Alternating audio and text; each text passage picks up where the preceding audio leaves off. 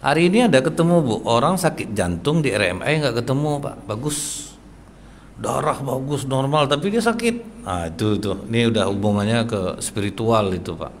Dan dokter secara kedokteran pun mengakui, makanya sekarang dokter banyak kerjasama dengan tim syariah Pak. Di Pekanbaru ini aja kerjasama kan dengan tim syariah. Karena tahu-tahu dokter itu tidak semuanya penyakit itu memang secara medis. Ternyata karena ibu ini durhaka kepada orang tuanya. Nah itulah Bu ya. Sampai apa kata para ulama Bu? Sepasang orang tua sanggup membesarkan 10 orang anak. Tapi 10 orang anak belum tentu sanggup merawat sepasang orang tua. Ngeri loh Bu, kalau orang berbakti kepada orang tua nih waduh luar biasa tuh Bu. Kadang apa ndak terima hati mak kita tuh Bu. Duduk sama dia udah mulai nyinyir, kita bosan duduk sama dia. Padahal itulah saat kita gantian Pak. Waktu kita kecil kita yang nyinyir bertanya. Setelah dia tua, dia lah gantian lagi nyinyir bertanya. Almarhumah mak saya Bu, kenapa dia suka betul duduk sama saya? Diteleponnya tiap hari kalau saya tidak turun, dan setiap hari saya datang ke rumah mak saya. Untuk apa?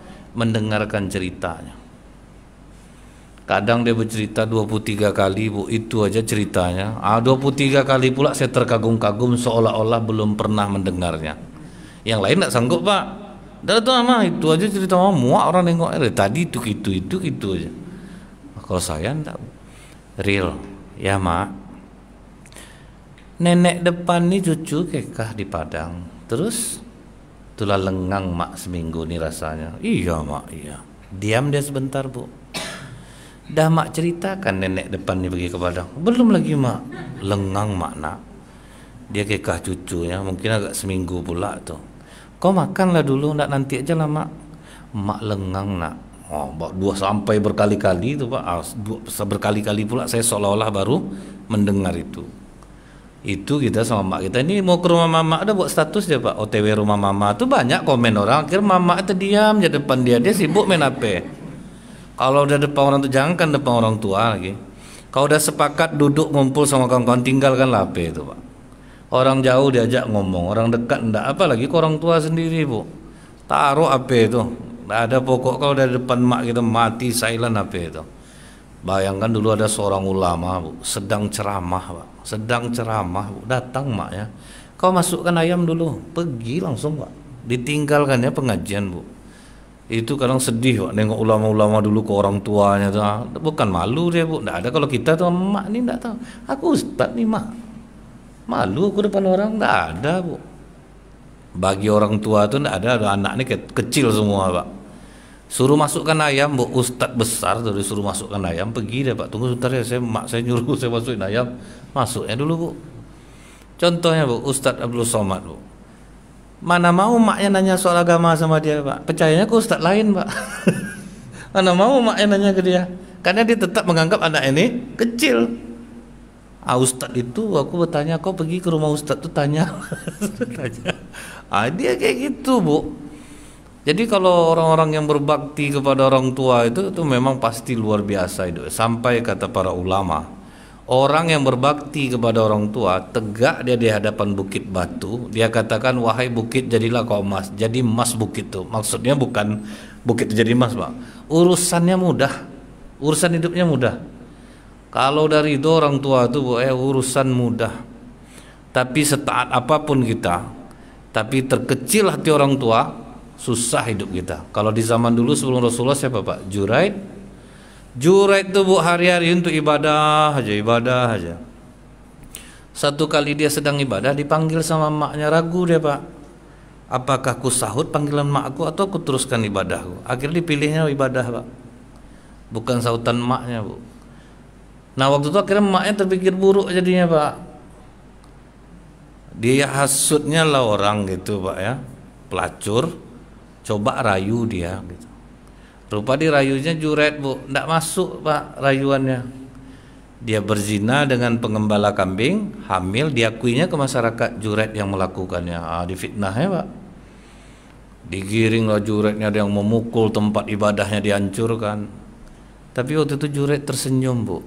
Inilah hukuman orang yang tidak menyahut panggilan ibunya. Itu yang diakui Juret, Pak. Bukan dia difitnah itu. Inilah hukuman untuk aku. Fitnah yang besar. Karena apa? Tidak menyahut panggilan orang tua. Cuman akhirnya Allah menolongnya, Bu. Mana anak tuh dia? Nah, kan udah melahirkan, Pak. Boleh enggak aku dekati? Dipegang Juret bibir anak tuh, Bu. Siapa ayahmu? Baru ngaku dia, Pak. Pengembala kambing itu. Oh, minta maaf orang semuanya, Pak. Minta maaf, dibangunkan lagi mihrabnya bagus-bagus. Kata Juret, enggak, bangun saja seperti biasa. Aku bersyukur, inilah hukuman untuk anak yang tidak menyahut panggilan orang tuanya. Itulah, Pak. Setaat itu aja, Bu. Tetap panggilan orang tua lebih diutamakan. Tuh. Ini jangankan seperti itu, menyenangkan hati orang tua pun enggak. Kadang saya tengok anak-anak ini pulang kampung, Pak, yang dibawanya sekaleng kingguan, Bu. Pulang banyaklah emaknya habis, Pak. Beras diangkutnya, Bu. Kelapa, durian. Azab emak itu, Pak. Ngasih sekaleng kingguannya, habis itu emaknya azab mengasih dia untuk pulang penuh-penuh ndak ya, Bu. Perhatikanlah, saya kadang, Bu, ya suka itu jadi lucu-lucuan di jalan, Pak. Tengok tuh, Pak. Dibawa sekaleng kingguan, perhatikan besok pulang. Lebih daripada itu diangkutnya harta emak lagi pulang, Pak. Beras tuh anak duduk di atas beras tuh, Bu, istrinya di lampu Honda tuh lagi tinggal lah. Tuh ada gantung lah di kaki-kaki Honda tuh. Itulah orang tua tuh ya, Pak, ya. Siapa yang memewahkan orang tuanya, aduh, hidupnya pasti juga akan dimewahkan oleh Allah. Dalam tanda kutip nih, Bu, mewahnya. Kita lihat, Pak, ada enggak orang berbakti sama orang tua hidupnya miskin? Ada, tapi dia bahagia. Jadi apa kata Rasulullah kepada Umar, kepada Ali? Wahai Umar, wahai Ali, akan hidup setelah aku meninggal nanti seorang pemuda yang berasal dari Yaman. Dia tidak terkenal di bumi, tapi dia sangat terkenal di langit. Nama pemuda itu Wais Al-Qarni. Ciri-cirinya dia punya bekas penyakit kusta sebesar koin di perutnya. Kalau kalian jumpa anak muda ini, minta doa kepadanya. Karena doanya dikabulkan oleh Allah. Bayangkan, Bu, sahabat Nabi yang udah dijamin masuk surga aja, Pak, ya, disuruh minta doa sama pemuda biasa loh, Pak. Ini artinya mengajarkan pada kita apa, Bu? Jangan pernah meremehkan orang. Jangan gara-gara kita udah rajin sholat, kadang itu kita ini enaknya, Bu. Awak udah tua ke masjid juga, baru ini tengok muda-muda, baru jangan sampai seperti itu. Kena kita nanti. Entah nanti di akhir hidupnya, Pak, tak tanggung dia taat ibadah. Dia yang dirindukan surga, kita keren teraniaya. Siapa dulu yang kena, Bu? Abdullah bin Hisham. Abdullah bin Hisham nih, Pak, ini saya alihkan sedikit, Bu, ya. Tahajud rajin, sholat rajin. Akhirnya Allah ingin memberi dia pelajaran, Pak. Satu malam jumpa dia laki-laki memegang kitab besar. Hei, siapa kau? Kata laki-laki ini apa, Bu? Aku malaikat Allah. Bangga dia, Pak, mungkin karena aku rajin ibadah nih, nampak malaikat sama aku. Mau ngapa kau kemari? Aku ini ditugaskan untuk mencari hamba-hamba yang mencintai Allah. Dan nama-nama mereka aku masukkan dalam kitab ini. Pasti ada nama aku di dalamnya. Kata malaikat ini, maaf, tidak ada namamu di dalamnya. Wah, terkejut dia, Bu. Masa enggak tahu kalian aku rajin jamaah ke masjid, aku baca Quran, aku sholat tahajud malam? Bukan enggak tahu kami. Kau tahajud kami di situ, kau baca Quran kami di situ, kau ke masjid kami di situ. Cuma Allah melarang kami menuliskan namamu dalam kitab ini. Kenapa Allah melarangku? Kau melakukan itu karena riya. Itu, Pak, bisa juga kena. Kau melakukan itu karena riya. Dia ciri-ciri orang riya itu, ya, misalnya dia berteduh di jalan hari hujan, dibacanya kursi sekali, berhenti hujan. Itu cerita di masjid, Pak, tadi, ya. Hujan selebat-lebatnya, saya baca kan, kursi sekali berhenti hujan. Memang enggak orang-orang sembarangan yang bisa kayak gitu. Ibu kan tahu kayak mana amalan saya. Ada enggak sering nampak postingan saya tiap Senin dan Kamis? Kan saya puasa. Aduh.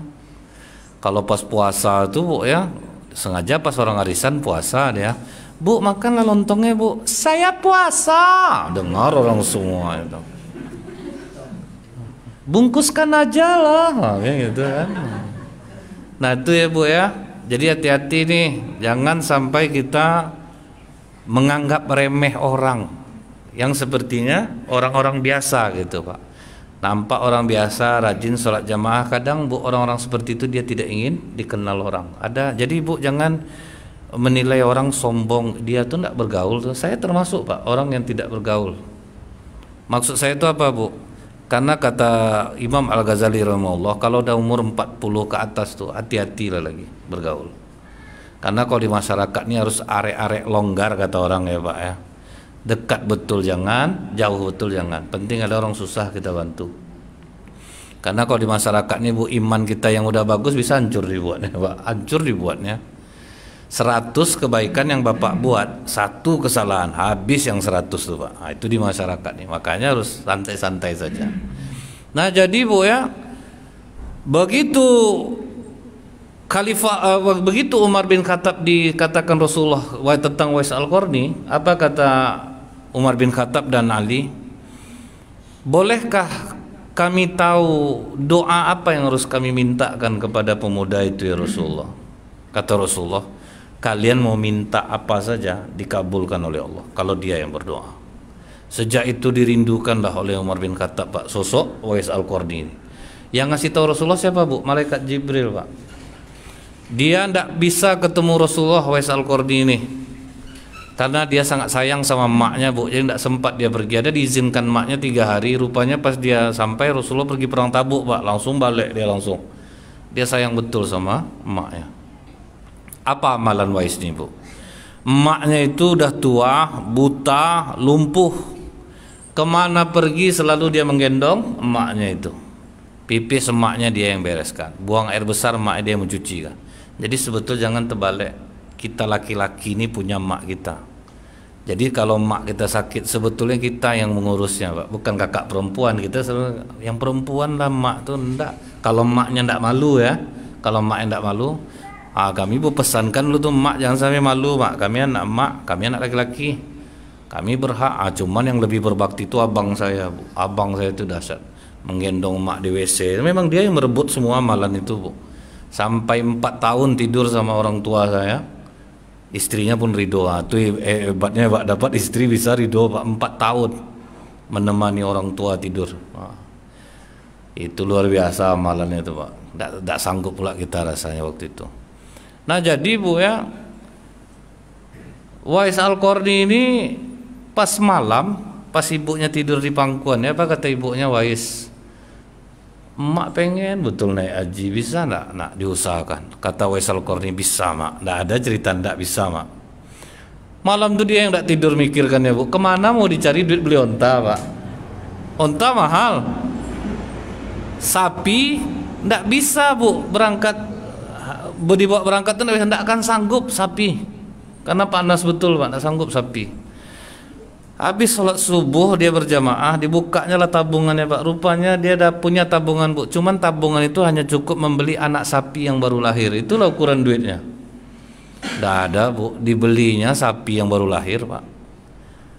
Kena ejek dia sama tetangganya. Kata tetangga, kau ini gila nih Uwais, emak kau tuh mau berangkat haji, jangankan sapi kecil, sapi besar aja tidak bisa ke sana. Kau sapi kecil kau bilang tidak hilang-hilang, gila kau nih. Tapi Uwais Al-Qarni digitukan tetangganya Bu, tidak membalas dia Bu, diam. Ini yang harus kita amalkan Pak. Ketika kita dihina orang, direndahkan orang, diam, jangan membalas. Kita ini pantang kena hina Bu, merasa diri kita ini suci, itu kena itu Pak. Bila orang menghina kita Pak, katakan kepada diri kita ini, hinaan kau terhadap aku tuh belum seberapa kau tahu lagi. Asli aku yang lebih buruk banyak kau yang tidak tahu. Nah, itu seharusnya Pak. Ini dihina orang Bu, kata ibu tuh Bu, ibu kulitnya hitam, jangan pakai lipstik warna merah macam dendeng belado Ibu. Siapa yang ngomong? Ibu tuh rambutnya berkutu, tidak tahu kalian tuh, maka dia pakai jilbab sulah tuh ke tengahnya itu kepala ya. Langsung dibalas Pak. Jadi diam aja, santai, tidak kan hina kita Bu dengan mulut orang itu. Harus kebal-kebal gitu, apalagi kami membalik ini tidak cocok orang sama kami kan azab juga kena maki di YouTube Pak. Orang yang maki saya di YouTube aja ngeri banyak ya Pak. Ustaz Somad azab kena maki di YouTube, biasa aja Bu. Dia kita yang memilih Pak, mau sedih atau mau bahagia kan. Nah jadi Bu ya, dibuatnya lah kandang tinggi Pak. Dia dicarinya bukit di Yaman yang paling tinggi, di situ dia bikin kandangnya. Tambah kena ejek lagi Pak, apa salahnya di bawah aja kau bikin kandang ya. Tapi dia tidak peduli Bu. Habis sholat subuh naik ke atas bukit tuh, digendongnya sapi itu Bu, dibawa turun ke bawah, dikasihnya makan. Habis sholat asar digendongnya lagi sapi itu, dibawa lagi ke atas. Besok subuh macam itu lagi, dan itu berjalan lebih kurang 6 bulan Bu, sampai besar sapi itu digendongnya. Rupanya apa tujuannya Bu? Dia ingin menggendong ibunya naik haji jalan kaki. 6 bulan dia fitness gendong sapi. Itulah fitness dia Pak, olahraga dia tiap hari. Ibu, ya Wais, sudah siapkah ibu berangkat haji bersama aku? Pakai apa Wais? Seperti biasa ibu, Wais gendong ibu. Jauh tuh nak. Ibu tidak terasa perubahan badan Wais. Coba ibu pegang lagi, pegang-pegang. Keras badan kau, ngapa kau nih? Aku ngangkat sapi selama 6 bulan ibu, dari kecil sampai besar. Aku tidak bisa membelikan onta untuk ibu, biarlah aku yang jadi ontanya. Itulah Bu. Digendongnya lah ibunya nih, 400 km Bu, jarak Yaman Mekah itu. Panas, siang mau 52 Pak, subuh aja 40 derajat kan di situ. Digendongnya ibunya sampai dia sudah melaksanakan rukun wajib haji. Begitu dia pulang ditanya sama ibunya Bu, doa apa yang kau panjatkan kepada Allah? Kata Wais, aku mendoakan kedua orang tuaku masuk surga ibu. Ngamuk ibunya Pak. Kau udah jelas sakit, ngapa kau nak minta sembuh ke Allah? Ngapa harus kami yang kau doakan? Ibu, kalau kami yang mendoakan orang tua, doa kami tidak terdinding ibu, langsung sampai kepada Allah. Dan orang tua kami diampuni dan ibu bapak masuk surga. Sementara kami sebagai anak ini Bu, bisa masuk surga asal hati orang tua kami ridho kepada kami. Jadi kalau kita udah rajin sholat, dapat ridho orang tua, udah masuk surga. Mengenai penyakit aku nih Bu, aku ridho Bu. Bayangkan Pak, sakit kusta ridho Bu. Ini sakit kepala tahu se-RW Bu, cerungut-cerungut mukanya tuh Pak. Ngapa Bu? Sakit kepala ada 2 bodrek makan tak juga hilang-hilang. Itu kita Pak, pantang dapat apa musibah. Tahu orang semua dari muka kita ini, tahu orang kita dapat musibah. Setelah itu Pak, diancam dia oleh ibunya. Wais, kau kan tahu syarat anak masuk surga. Tahu ibu, aku harus menuruti perintah ibu. Sekarang ibu perintahkan kau berdoa Wais, minta sembuh kepada Allah. Nah karena maknya meminta Pak, diangkatnya lah tangannya ke langit Bu. Ya Allah, aku mohon ampun, ini permintaan ibuku ya Allah, bukan permintaan aku. Ibuku yang memerintahkan aku untuk berdoa kepadamu. Engkau tahu hatiku ya Allah, aku ridho dengan penyakit ini. Berilah aku kesembuhan ya Allah, tetapi tolong tinggalkan sebesar koin di perutku untuk kenang-kenangan. Ada ndak yang berani minta doa macam itu Pak? Minta kenang-kenangan penyakit tuh Pak. Doa anak yang berbakti kepada orang tua Bu, saat itu juga dikabulkan oleh Allah. Betul-betul tersisa sebesar koin di perutnya, penyakit kusta itu. Dahsyat nak doa anak yang berbakti kepada orang tua itu. Cuman bapak janganlah buat macam Wais Al-Qarni ini Pak, sakit dah mau diantar anak kalau sakit, jangan nak, papa ridho itu bunuh diri itu Pak. Dah jelas klinik banyak, rumah sakit banyak, dibuatlah macam Wais Al-Qarni Pak. Nah jadi Umar menunggu-nunggu nih Pak, rombongan dari Yaman datang. Setelah meninggal ibu Wais Al-Qarni, adalah rombongan dari Yaman masuk ke Mekah. Ditanya sama Umar bin Khattab, mana rombongan dari Yaman? Menunjuk orang-orang Yaman. Dari suku Al-Qarni ada? Nunjuklah dari suku Al-Qarni. Siapa di antara kalian yang bernama Wais Al-Qarni? Ketawa orang Yaman Pak. Anak agak-agak bodoh tuh Khalifah. Kami ada bawa dia tapi untuk jaga-jaga ternak aja.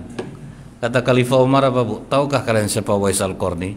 Kalau dia berdoa selamat kalian 2 kampung. Baru tuh kejut orang Yaman Pak.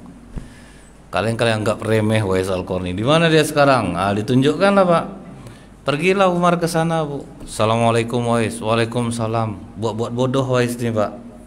Udahlah Wais, sama kami tidak usah kau sandiwara. Kami telah mengenalmu dari Rasulullah. Kau Wais Al-Qarni, siapa kalian? Baru normal dia Pak, dinormalkan saya. Aku Umar ini Ali. Dipeluknya langsung. Betapa beruntungnya aku ketemu dengan sahabat Rasulullah. Kami yang beruntung ketemu kau nih Wais. Coba tengok perut kau. Tengok Pak, ada sedikit tanda. Berarti ini betul Wais nih. Kami diperintahkan Rasulullah kalau jumpa kau minta doa kepada Allah. Terbalik enggak Khalifah? Seharusnya aku yang mendoa, aku yang minta doa sama kalian. Enggak, ini Rasulullah yang ngomong. Tolong doakan kami Wais. Maka Wais pun berdoa, tempat kita tempat minta kaya gitu tuh Pak ya. Cuma sahabat Rasulullah nak mau Bu. Yang diminta adalah mintakan kepada Allah agar Allah mengampuni dosa-dosa kami. Dimintakan oleh Wais Pak, ya Allah ampunilah dosa Umar dan dosa Ali. Setelah itu dipesankannya kepada Umar dan Ali, tolong jangan ikuti aku setelah ini, karena kalian bisa saja membuatku terkenal nanti jadinya. Nah setelah kejadian itu, apa pengakuan orang Yaman ketika Wais Al-Qarni meninggal Bu? Banyak orang pakaian putih-putih yang menyelenggarakan jenazahnya, yang tidak dikenal sama orang kampung tuh Pak. Malaikat yang menyelenggarakan jenazah Wais Al-Qarni itu.